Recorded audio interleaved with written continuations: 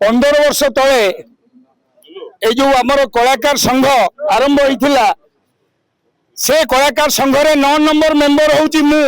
मिट्टू मिथुन ओडिशा मिथुन 15 वर्ष तले मु किछि हेइ नथिली किंतु एति कहबी जे आज ए जो आमे एकाठी हेइचु एइथि पई जे राजनीति सहित कला को संश्लिष्ट करबा लोक को लेखाश्री सामंतराय को लेखा छिंडे दिया जीव कहीं आमे एति कहबा जे आपण जानि छंती कि प्रभात रंजन विश्वाल बहुत रे मु थिली जाइथिले केतबे से नबा कथा जानि नांती दबा कथा जानछंती आ कलाकार को भलो पांती एवं मो भाई प्रेसिडेंट अछंती सबुबले से उद्यम केमिति कलाकार कलाकार जोड़ी हेबे आमे कीर्तनिया कलाकार आमे एनी पर्सन कलाकार तो कलाकार को आपण राजनीति सहित केमिति जोड़िबे आपणकर आका जेतबे कहिबे जे प्रभात रंजन विषय खाई गले पैसा तो मु कहिबी तार एविडेंस प्रूफ आनी की देखैला परे आमे जानिया प्रभात रंजन विषय गरीब लोकटा तो खाई गला हम पैसा तो एठी प्रेसिडेंट जे अछनी लक्ष्मीधर भाई सीए कहउछनी आमे टंका दिए काठु आज जे आमे नेइनु आपण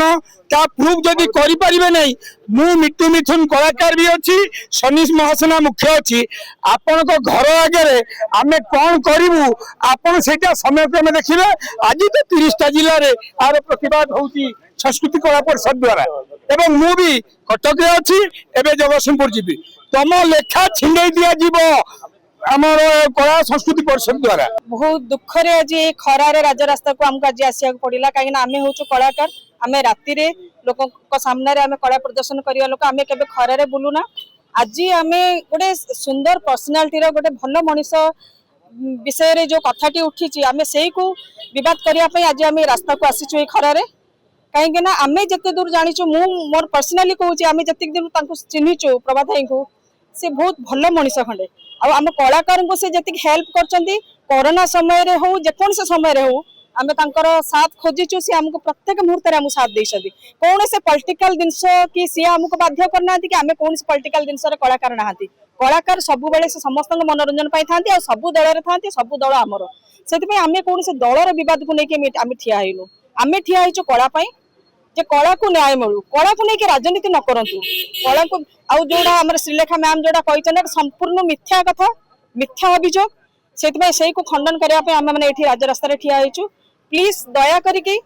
कहा विषय न जानि कि कोन सिंस विषय रे तर्जमा न करिकि जण को आक्षेप करबा जण को अंगूठी उठेबा संपूर्ण अपराध ए जो लेखाश्री कहथि हम प्रबल सर महोदय कि पैसा कोटी कोटी टंका खाई कि जाउछु बोली सेटा हमें हमर जो एक्सपीरियंस हमें क्या पॉलिटिकल इश्यूज कारण कला को हम हाथ जोड़ू समस्त राजनीति कला को पॉलिटिकल करंतु नै ता भीतर संश्लेषण न करा जाऊ आज्ञा काइना हमें लोक को सेवा करूछु आज्ञा पैसा नै लोक जेंति नेता माने लोक सेवा हम लोक सेवा करू पैसा नै आ जे हमको पैसा अंटुने से पैसा मारी खाइबे हमें तो कलाकार माने हमको पैसा अंटुने हमर पैसा मारी के खाइ के भाई आ व्यक्तित्व सर जो प्रभाव गुड मैन आज्ञा भलो लोक राजनीति सब कोन कारण जत्ते तर हमर मेलोरेशन 15 वर्ष एक्सपीरियंस जिते फंक्शन हुए हमको साहय करे आसी सब क्षेत्र में साहय करे कोरोना टाइम रे आज्ञा कोरोना टाइम रे प्रभात विशाल प्रभात त्रिपाठी एवं मक्की भाई से 3 जन छाड़ा कोन राज्य हमको साहय करनांती हम एगुडा भूलिउ तो देश बर्बाद हो जाए क्या उठे कथा मु कहल छन आपण मन हमें का पार्टी देखि हम वोट दउ हम व्यक्तित्व देखि हम वोट दउ ए लोक हम पई देश पे किछु करिवे हम कोन पार्टी हिसाब रे वोट दउ आ से बडा व्यक्तित्व को तुम अपमान करिवो एटा बहुत इंडिसेंट कथा आज्ञा दुख लागुची जिनसटा को गत किछि दिन पूर्वरो लेखाश्री सामंत सिंगार आमर संस्कृति कला परिषद ओडिशार मुख्य पृष्ठपोषक दायित्व जे अच्छे आज को 40 वर्ष पखापाखि होगला 30 वर्ष ऊर्ध अनुष्ठान प्रतिष्ठाता भाव तांको विरुद्ध रे एक मंतव्य देइचंदी जोटा कि भित्तिहीन मंतव्य हला जे संस्कृति कला परिषद मुख्य पृष्ठपोषक डॉक्टर प्रभात रंजन विश्वाल 30 वर्ष कलाकार मानक सेवा करिबा परे आमे कौनसी प्रकार आज पर्यंत कौनसी कीर्तन मंडली भाई मानक ठारू टंकाटे पैसा नबा तो दूर कथा बरम प्रत्येक स्थान रे जेतेबेले मुख्य पृष्ठपोषक डॉक्टर विश्वाल जाती से किसी आर्थिक सहयोग करिसेंती गरीब कलाकार मानकु मेडिकल ठारू आरंभ करके विभिन्न समस्या रे कलाकार मानक प्रति जीवन सारा से ସଂଗ୍ରାମ କରିକି ସହଯୋଗ କରି ଆସିଛନ୍ତି ଏବଂ ତା ସତ୍ତ୍ୱେ ଏତେ ସହଯୋଗ ଦେବା ସତ୍ତ୍ୱେ ଲେଖାଶ୍ରୀ ସାମନ୍ତ ସିଂହାର ଯୋଉ ମନ୍ତବ୍ୟ ଦେଲେ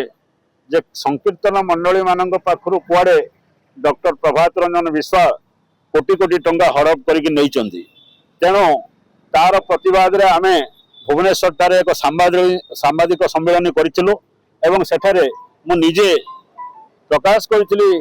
ଗଣମାଧ୍ୟମକୁ ଯେ ସେ ଇନକ୍ୱାରି ଗୋଟେ କରାଯାଉ ଏବଂ ଲେଖାଶ୍ରୀ ସାମନ୍ତ ସିଂହାର କୋଉଠୁ ଶୁଣିଲେ ଯେ କୋଟି କୋଟି ଟଙ୍କା ଡକ୍ଟର ପ୍ରଭାତ ରଞ୍ଜନ ବିଶ୍ୱାଳ କଳାକାର ମାନଙ୍କ ପାଖରୁ ନେଇଛନ୍ତି ତାର ସେ ପ୍ରମାଣ ଦିଅନ୍ତୁ। ଆଉ ଯଦି କୋଉ କହିଦେଇଛନ୍ତି ମିଛରେ କହିଦେଇଛନ୍ତି କୌଣସି ଉଦ୍ଦେଶ୍ୟ ରଖିକି ରାଜନୈତିକ ଉଦ୍ଦେଶ୍ୟ କିମ୍ବା କୌଣସି ଉଦ୍ଦେଶ୍ୟ ରଖିକି କହିଛନ୍ତି ତାହେଲେ ସେଟାକୁ ସେ କ୍ଷମା ପ୍ରାର୍ଥନା କରନ୍ତୁ। ଯଦି କ୍ଷମା ପ୍ରାର୍ଥନା ନ କରିବେ ଆମେ ସମୟ ଦେଇଥିଲୁ ସାମ୍ବାଦିକ ସମ୍ମିଳନୀରେ 3 ଦିନ ଭିତରେ କ୍ଷମା ପ୍ରାର୍ଥନା ନ କଲେ ଆମେ ପ୍ରତ୍ୟେକ ଜିଲ୍ଲାପାଳ 30ଟା ଜିଲ୍ଲାର ଜିଲ୍ଲାପାଳଙ୍କ କାର୍ଯ୍ୟାଳୟ ସମ୍ମୁଖରେ ଆଜିର ଦିନରେ ରବିବାର ଦିନ ଆମେ ପ୍ରତିବାଦ କରିବୁ ଏବଂ ଆଜି ମଧ୍ୟ ଆମେ ତାଙ୍କୁ 7 ଦିନ ସମୟ ଦେଉଛୁ। ଯଦି 7 ଦିନ ଭିତରେ ସେ କ୍ଷମା ପ୍ରାର୍ଥନା ନ କରନ୍ତି ତାହେଲେ ତାଙ୍କ ଘର ସମ୍ମୁଖରେ ଓଡ଼ିଶାର ପ୍ରତ୍ୟେକ ସଂକୀର୍ତ୍ତନ ମଣ୍ଡଳୀ କଳାକାର ମାନେ ତାଙ୍କ ଘର ସମ୍ମୁଖରେ ଯାଇକି ଆମେ ପ୍ରତିବାଦ କରିବୁ ଏବଂ କୀର୍ତ୍ତନ ମାଧ୍ୟମରେ ପ୍ରତିବାଦ କରିବୁ। କହିବାର ଉଦ୍ଦେଶ୍ୟ ତାତ୍ପର୍ଯ୍ୟ ଜଣେ 30 ବର୍ଷ ସଂଘର୍ଷ କରି କଳାକାର ମାନଙ୍କ ପାଇଁ ଯୋଉ ଭଳି ଭାବରେ ଆମେ ସଂଘର୍ଷ କରୁଛୁ ଯୋଉ ପେନସନ ପାଇଛନ୍ତି କଳାକାର ମାନେ ଜାନକୀ ବଲ୍ଲଭ ପଟ୍ଟନାୟକ ଯେତେବେଳେ ମୁଖ୍ୟମନ୍ତ୍ରୀ ଥିଲେ ସେ ସମୟରୁ ପ୍ରଭାତ ବିଶ୍ୱାଳଙ୍କର ଅବଦାନ କିଛି କମ୍ ନୁହେଁ।